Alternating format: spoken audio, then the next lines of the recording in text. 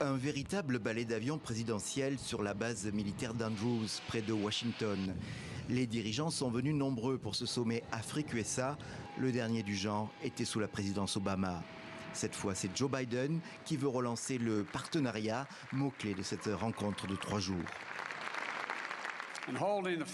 La tenue du premier sommet de ce type en 2014 a été un moment décisif pour cimenter un nouveau type de partenariat entre nos nations. Ce partenariat n'est pas destiné à créer des obligations politiques, à créer de la dépendance, mais à stimuler des succès partagés et à créer des opportunités. J'insiste là-dessus. Et des opportunités, il n'en a pas manqué. La partie américaine multipliant les annonces au fil des ateliers thématiques ou des discours de Joe Biden.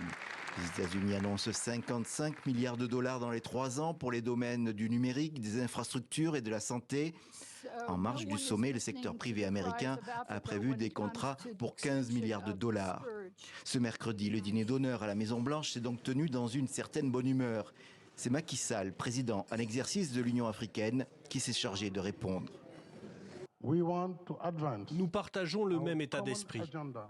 Nous voulons faire avancer notre programme commun avec vous et faire passer notre partenariat au niveau supérieur, dans une approche inclusive, réunissant les gouvernements, le secteur privé, la société civile et la diaspora africaine. Sans la nommer, le président américain veut reprendre la main face à la Chine, toujours plus active en Afrique. Le secrétaire d'État à la Défense a pris moins de précautions. Il a relevé, selon ses mots, son rôle déstabilisateur. Quant à la Russie, toujours selon lui, elle continue d'envoyer des armes à bas prix et des mercenaires à travers le continent. Les Américains ont choisi plutôt l'arme de la séduction. Ce jeudi, dans un dernier discours, Joe Biden en a rajouté. Il s'est prononcé pour une représentation permanente de l'Afrique au G20 et au Conseil de sécurité de l'ONU. Il promet même une grande tournée subsaharienne, sans préciser ni date ni pays visité.